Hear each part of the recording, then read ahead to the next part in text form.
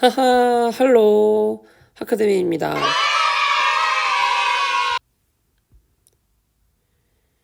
우리에게 왜 상징이 필요하지?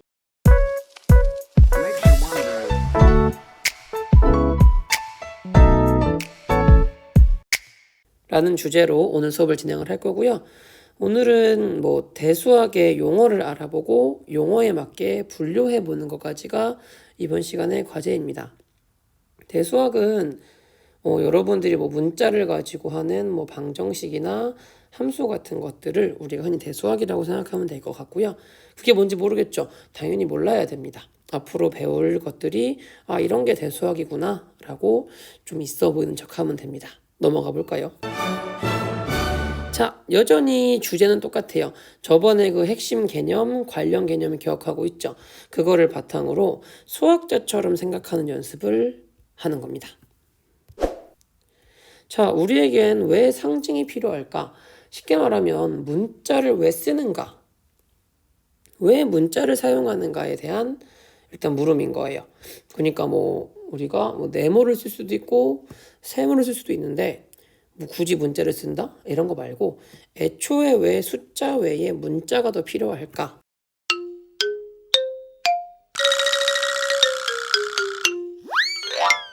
글자가 이상해요. 문자를 왜 쓸까라고 하는 건데 간단히 얘기하면 문자는 여러분들이 잘 모르는 숫자를 대신하는 용도일 수도 있고요. 그리고 특정한 조건을 가진 일정한 조건을 표현하기 위해서도 문자를 사용할 수 있습니다. 근데 여러분들은 모르는 것이 가장 많을 거예요. 근데 나중에 연습해 보시면 숫자를 막 쓰는 것보다 문자가 더 유용한 걸 알 수가 있을 거예요. 그 다음, 왜 그 문자 중에 X를 사용하는가? 저번에 과제였죠? 하필, 왜 X일까?에 대한 거. 그리고 난 다른 문자가 좋은데. 우리 저번에 다른 문자도 많이 배웠죠? 이런 것들. 다 나와 있진 않지만 여러분 이거 그리스어로 해가지고 알파, 베타, 감마, 델타, 입실론, 제타, 에타, 세타, 로타, 카파, 람다, 뮤 등등등 처음 보는 문자들을 봤을 거예요. 이 문자들 중에 평생 안 쓸 문자도 있을 건데 이미 본 문자도 있을 거야. 선행한 친구들 중에서는 파이를 본 친구들도 이미 있을 것 같고 아무튼 이런 문자들이 수학에 사용이 됩니다. 됐어요? 그래서 우리가 이 문자들을 왜 사용하고 혹은 왜 하필 X를 사용하는지는 이게 하나의 언어이기 때문에 그런 거예요. 쉽게 말하면 우리가 기억을 놓고 왜 기억인지 잘 묻진 않잖아. 혹은 A, B, C, D라고 했을 때 배우기 싫다라는 건 생각할 수 있지만 이게 왜 A인지 잘 묻진 않거든요. 그런 것처럼 대수학도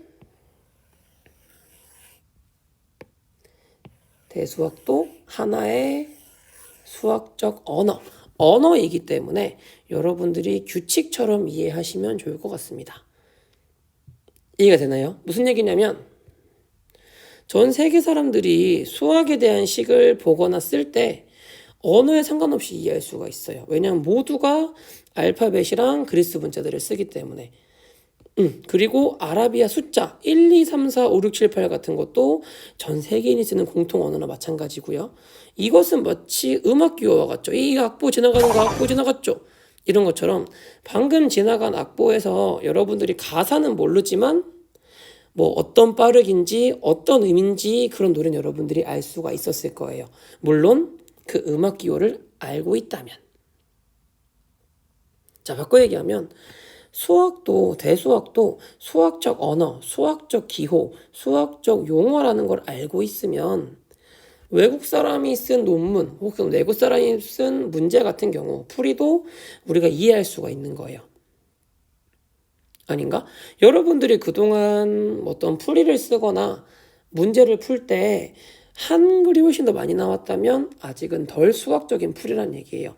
앞으로는 한글이 적게 나오고 수학적 식이 많이 나오는 문제 풀이를 배우게 될 거예요.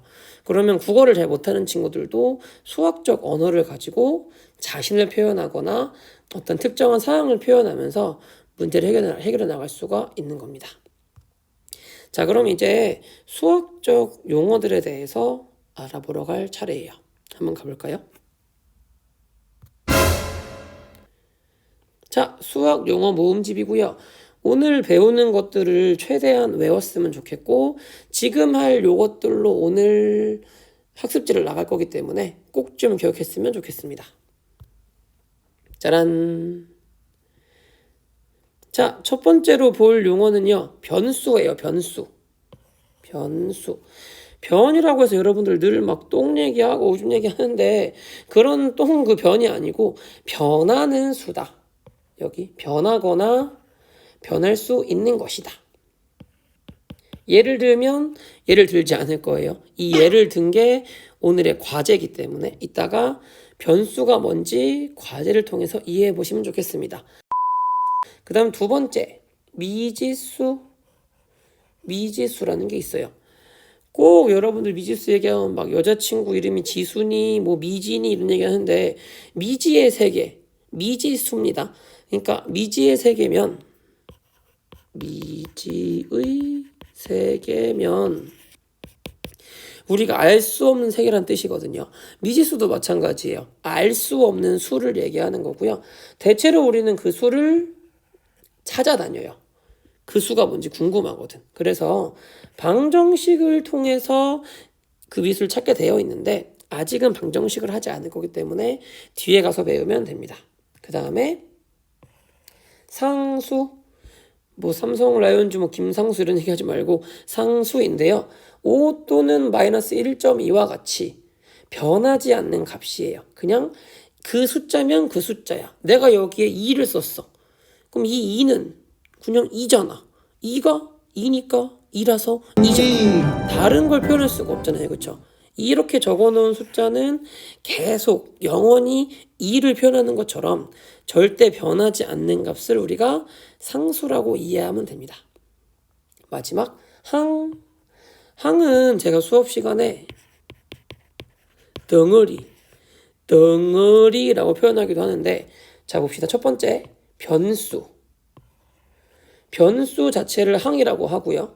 그 다음에 두 번째, 상수도 항이에요. 그 다음에 그 둘을 결합한 거, 그 둘을 곱한 거, 곱해서 붙여놓은 거, 그러니까 곱해놓은 것도 항이 됩니다. 나중에 조금 더 공부하시게 될 거예요. 물론 얘도 양수음수처럼 양의 부호와 음의 부호로서 구분은 가능합니다. 그러니까 똑같은 항이 있어도 양의 부호가 붙은 항이랑 음의 부호가 붙은 항은 의미가 다르겠죠. 나중에 더 많은 용어들을 배우게 되겠지만 오늘은 이 4개의 용어만 배워도 충분합니다. 아니, 이 4개만 제발 까먹지 말아주세요. 알겠죠? 요 4개만 잊지 않고 기억을 해도 한동안 수학하는 데는 문제가 없을 거고, 아니 반대로 이거를 까먹거나 모르면 앞으로 수학 수업을 할 때 지장이 생길 수 있을 거예요. 알겠죠? 자, 혹시 헷갈리는 친구는 복습하는 의미로 한 번 더 보는 걸로 하고 No, God, please, no! 넘어가 볼게요. No! No! No! 자, 어느새 마지막 페이지입니다. 지금 같은 경우는 대수학을 처음 들어가는 초입부기 때문에 내용이 그렇게 많지가 않아요. 그 대신에 여러분들의 생각을 적고 생각을 체계화하는 과제물이 조금 더 어려울 수 있을 거예요. 자꾸 생각을 적는 거거든. 그러니까 저번 과제도 보니까 어떤 친구들은 그냥 대충 뭐 이게 더 좋은 것 같다, 뭐 이게 나은 것 같다, 뭐 대충 그렇기 때문에 나는 사람들이 있던데, 뭐 검색을 해봐도 괜찮고, 물론 검색한 사람의 의견을 적는 게 아니라 검색한 팩트를 가지고 와서 이 사실을 봤을 때 나의 의견은 이렇다. 나의 의견을 적는 겁니다. 알겠죠? 검색한 다른 사람의 의견을 적는 건 베껴오는 거잖아. 근데 다른 사람의 글들을 통해서 사실을 체크하고 나의 의견을 적는 연습을 하는 거예요. 알겠죠? 자, 아무튼 이번에 과제할 거는 바뀌는 것과 바뀌지 않는 것. 아까 바뀌는 것이 뭐라고 했어요? 달라지는 것, 변하는 것. 아까 뭐라 그랬죠?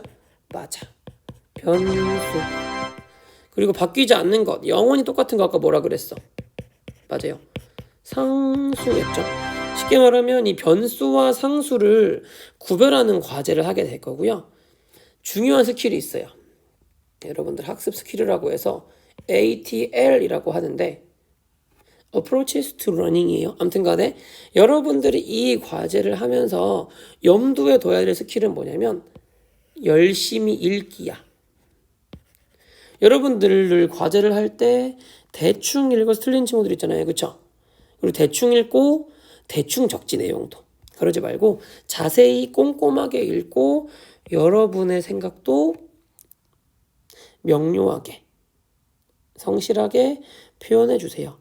지금 하는 수업은 뭐 딱 떨어지는 답을 구하는 수업이 아니라 수학적 개념을 먼저 넣고 있는 시간이기 때문에 여러분들이 생각을 해서 적는 만큼 수학 실력이 늘어날 것입니다. 자, 그러면 이제 구글 클래스룸으로 가보실까요?